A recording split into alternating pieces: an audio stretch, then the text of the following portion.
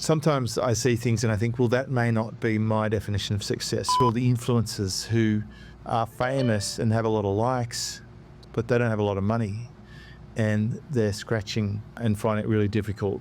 And that would be a difficult position to be in. So that's not long-term success. That is vanity and fleeting success.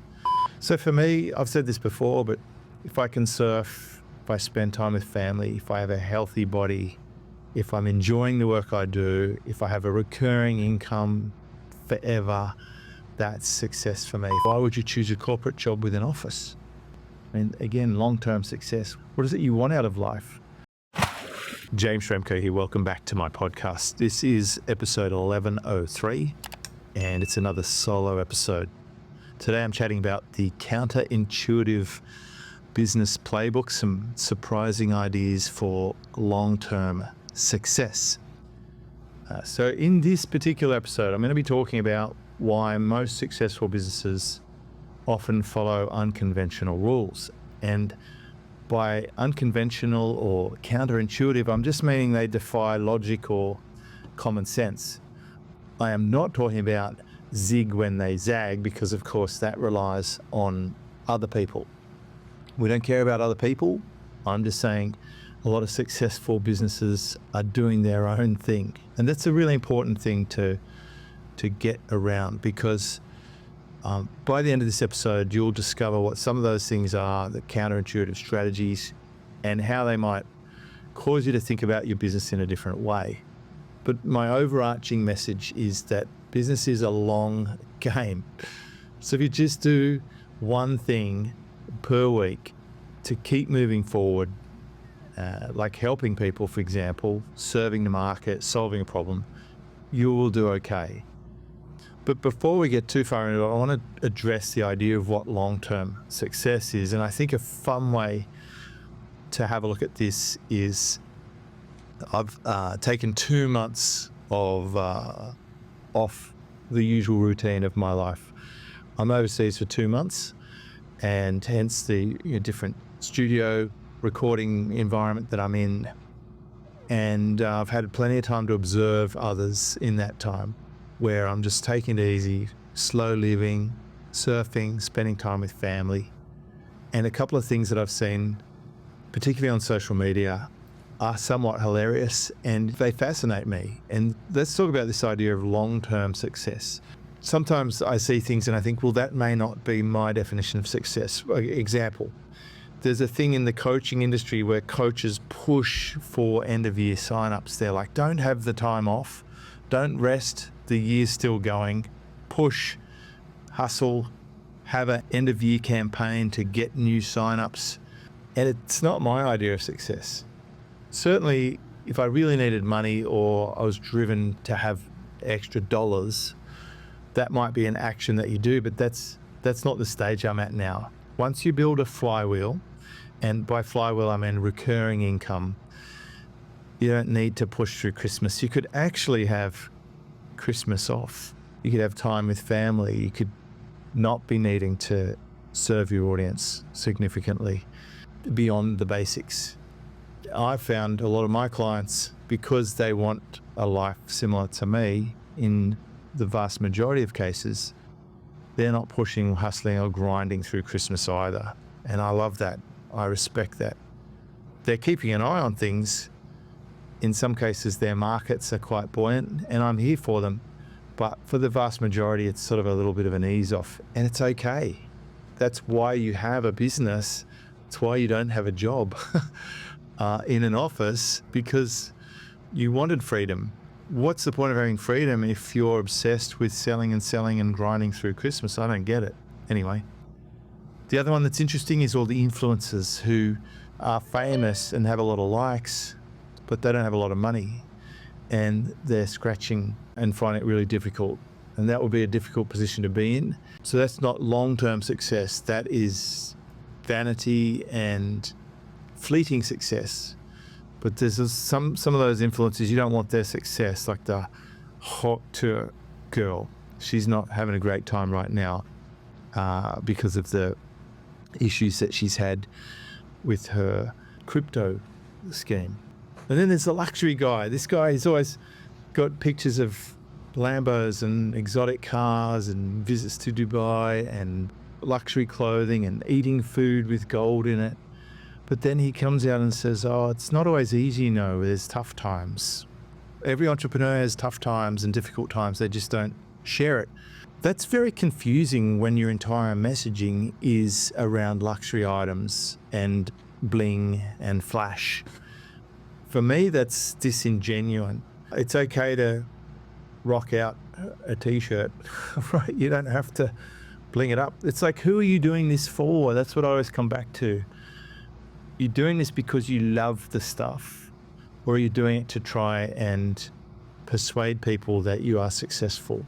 I think this really comes back to, again, I'm defining what success is here, and I'm using examples of what I see where I think people maybe got it wrong. The office lady, there's an office lady who's an aspiring billionaire. She's a big high flyer and a big corporate. She's got an office, and she's taking us through the office in a video, and she's always in this immaculately crafted business suits and style and stuff. And she's showing us her holiday ornaments. Why? Because she loves the holidays. Like, if you love holidays so much, why would you choose a corporate job with an office? I mean, again, long-term success. What is it you want out of life? Then there's this guy, I know he makes about $1 million a month. I've coached him before. He's done really well for a young guy. He's complaining it's not been an easy year and things are a bit difficult.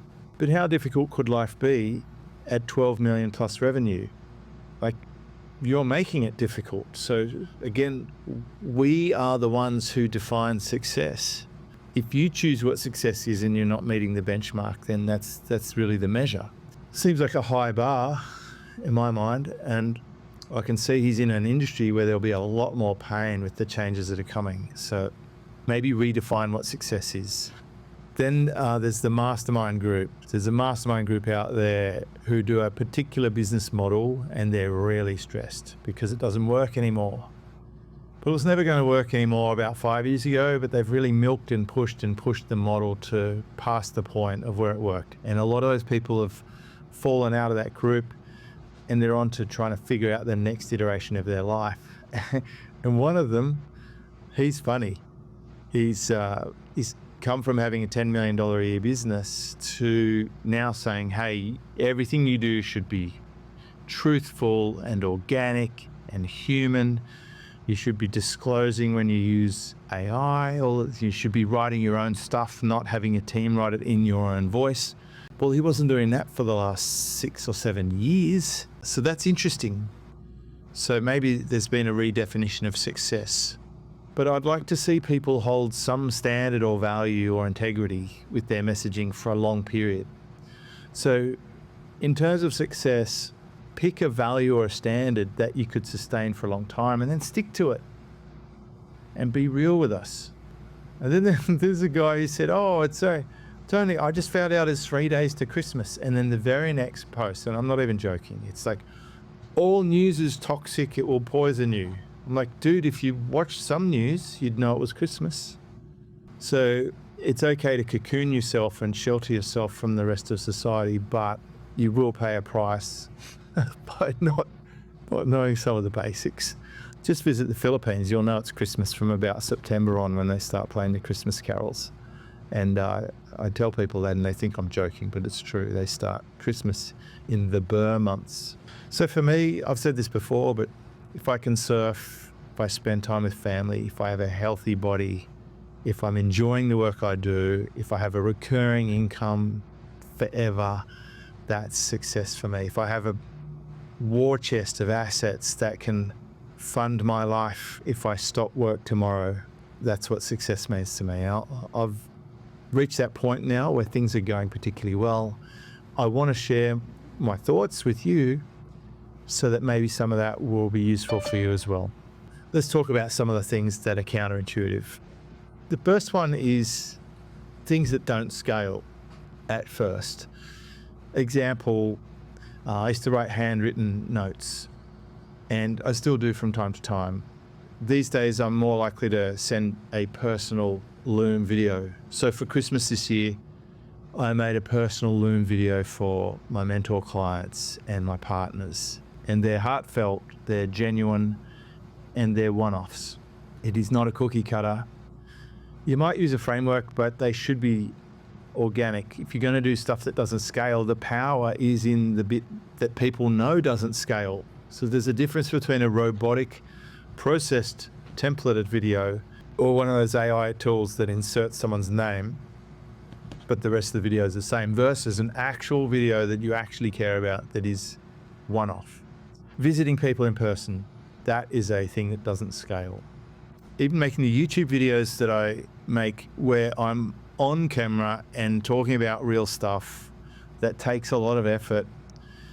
I've got to paddle around with a GoPro in my mouth. I have to be in my garage and set up lights and stuff like that. Doesn't scale that much. It's still a bit of work. It scales a fair bit, but not as much as perhaps a faceless channel that was robot generated, which is very popular right now. But I just want to put this caution out there. Things that scale massively can often be generic or processed or not going to be sustainable. And really the key words for this episode are counterintuitive, long-term success. So the counterintuitive part is that it may not scale at first. For example, I log into my community and I answer questions from my community. I've been doing it for 15 years, soon to be 16 years. And it doesn't scale beyond a certain point because I have a finite capacity, but it's real, it's genuine, it's sustainable, and it's definitely successful. It creates a flywheel of recurring subscriptions because people are getting looked after. So it works because it builds trust, it shows human values, it builds loyalty. And a lot of my real life successes came from things that don't scale.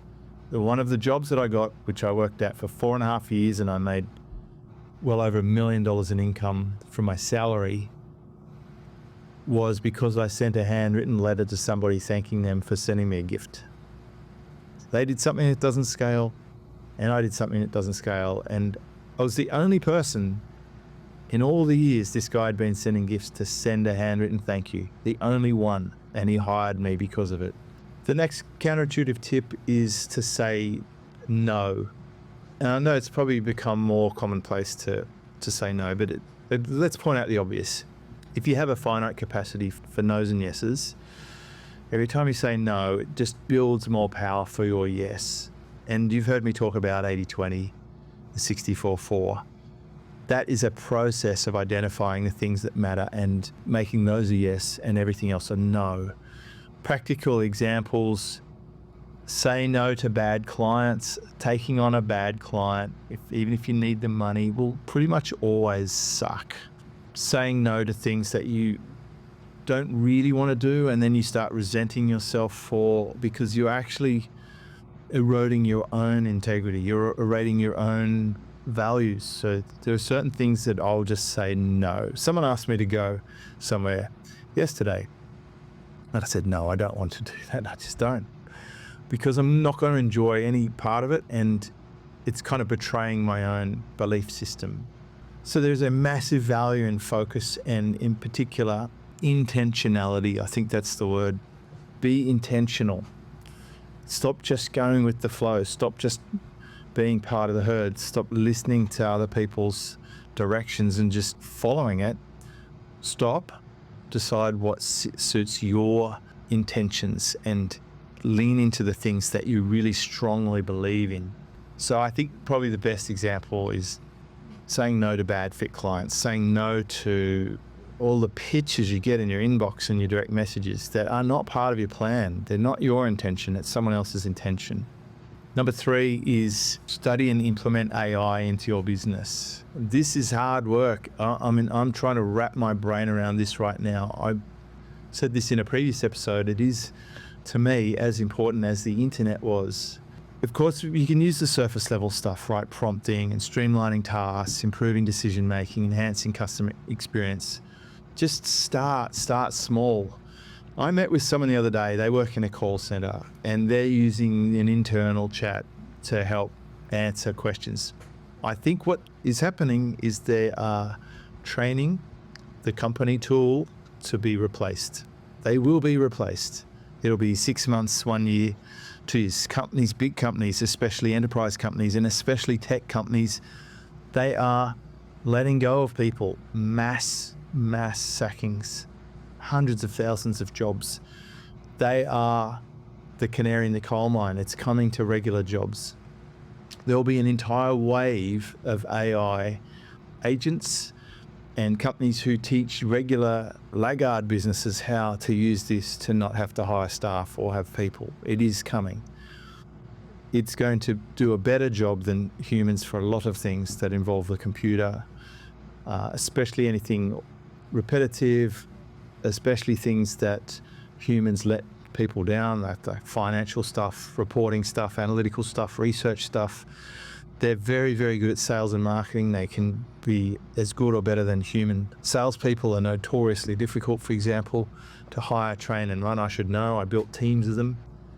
Once the tools are trained, once the agents are there. Now, as of right now, there's already some convergence happening where agents are dealing with agents. So the bots are dealing with the bots. We're in the crossover phase. That's why it's critical to put some budget to it, understand what the pain points are out there in the market or in your own business.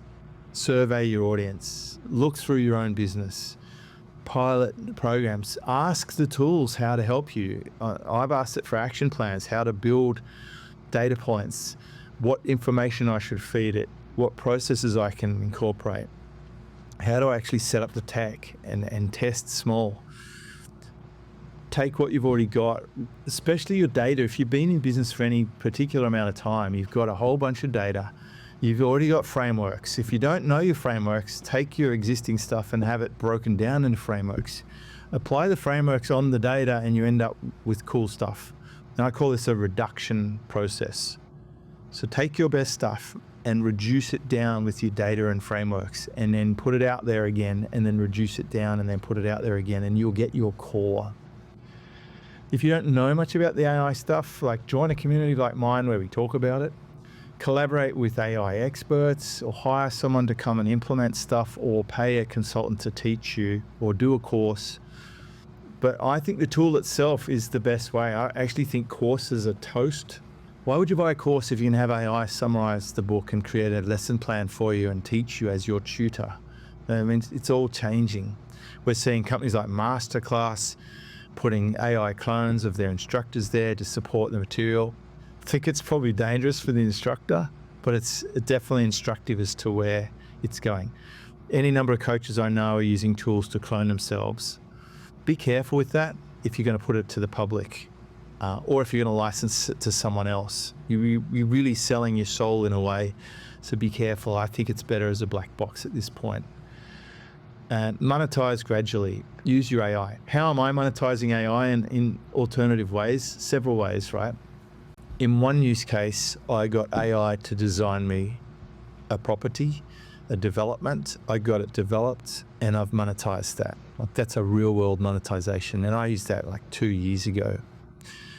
Now I'm having it create scripting and content, which I monetize with ads. I just got paid yesterday by YouTube, and it's great to see YouTube paying me, and I'm getting paid off the back of me using this stuff. But I use it so many other ways.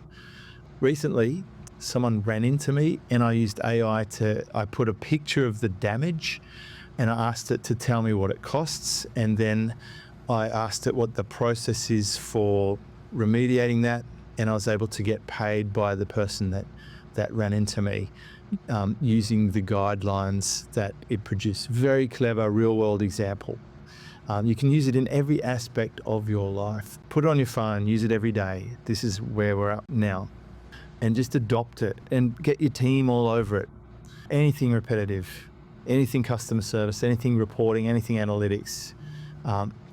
You can see how you can combine it for some of these steps. So I'm going to share with you a step in a minute that will help you apply it. But just help it to build and simplify stuff and to leverage. But seriously, I've read stats where 80% of the jobs that kids who are going through school will be doing now don't yet exist. So there'll be a different type of job. But I think AI literacy is critical. keep an eye on trends. I'm subscribed to about 20 newsletters. I put them in a separate folder and I just go through on a weekend and I have a scan through and see what's news, what's been bought, sold, released, what changes does that impact. Just keep an eye on it. Step number 4, find your premium price and premium offers. Remember, 10% of your clients will pay 10% more. There is a real psychology in that. Real life story, for example, I have a $59 membership now, my membership at jamesschramko.com. Connect, it's called. You can start for $10 for 10 days, but it's $59 a month. In there, we're talking about AI. You get all my playbooks. I answer your posts every day, real life human. And there are other members having good discussion and wins. They've got a progress journal where they're charting their successes. A guy started a coaching business from scratch. Several other people getting such good insights. I'm solving problems that people have had for months. They ask one post, I fix it. That's what I do. $59 a month. Have a look at that, jamesschramko.com. But I also have mentorship, which is $1,500 per month. So that's more than 10 times 59, right? Substantially more, but there's still value in that. And I've got a fantastic membership. And then I've got some partners who pay 10 times more than that on a monthly basis. And so this translates 10% pay 10 times more, but it's actually fractal. So I've got 3 layers of this happening. Based on my numbers, there should be one person who would be happy to pay me $150,000 a month for something, right? Maybe that's someone buying my business, I don't know. But there'd be one person out there. And so be open to that idea. So where does that position you? Think about whatever you're selling now. What could you sell for 10% of what you charge now to 10 times more people? Or what could you sell for 10 times more to 10% of the number of people? Put a product before and after yours, boom, product stack. And by the way, you can get that volume now by using some of the AI that we're talking about. Number 5 is focusing on retaining customers. And by the way, all of these steps are in my book, Work Less, Make More, but I'm just making them modern. And this was a request episode from Greg Merrilees, who's one of my longest term clients, friends, brilliant designer, StudioOneDesign.com. He suggested these topics and I'm with him. He would know. Focus on retaining clients. It's cheaper to retain than acquire. We know this, right? You can't argue that. But so few people do it. Why is everyone obsessed with traffic and conversions? Traffic and conversions. Like, please, just look after the ones you've already got. Look after the clients you've already got and life's good. So upsell the ones you've got into other programs using the 10x 10 times.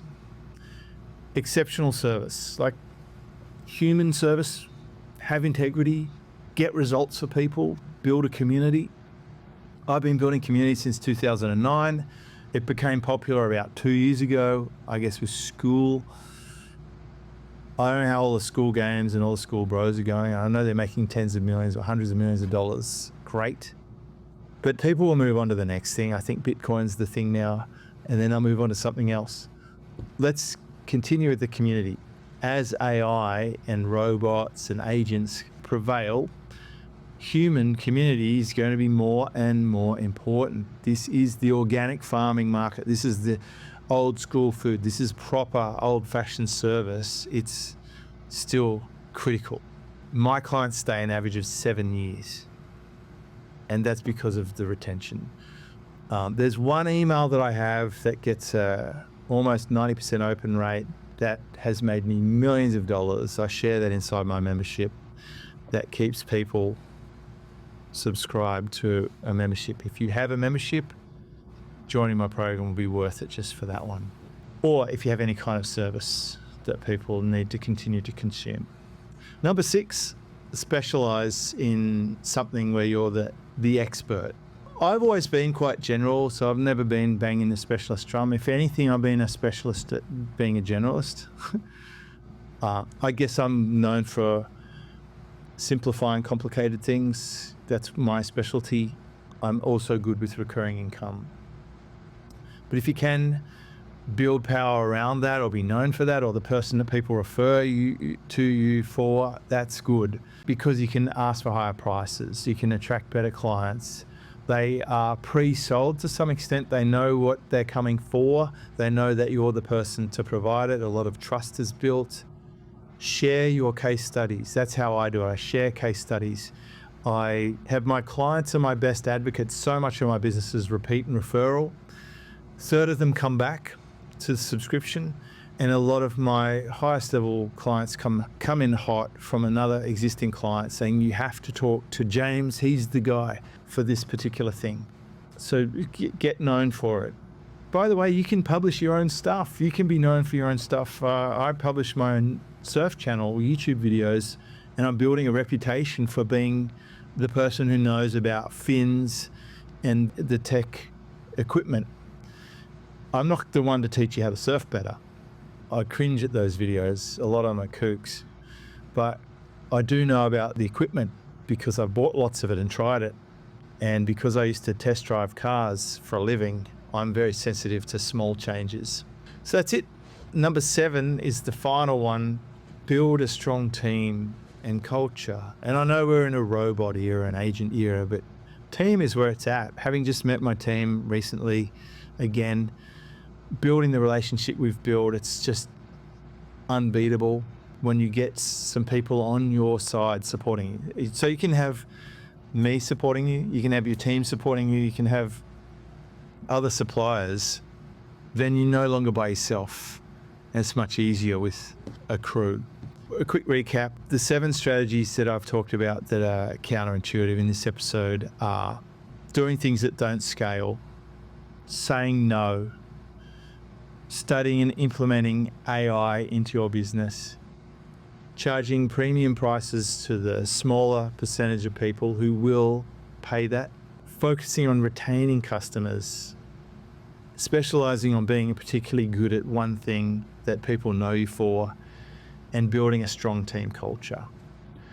So which one of these strategies are you going to implement today? And I'd love it if you could let me know. Maybe comment where this episode is. I'm also put this on Spotify and Apple.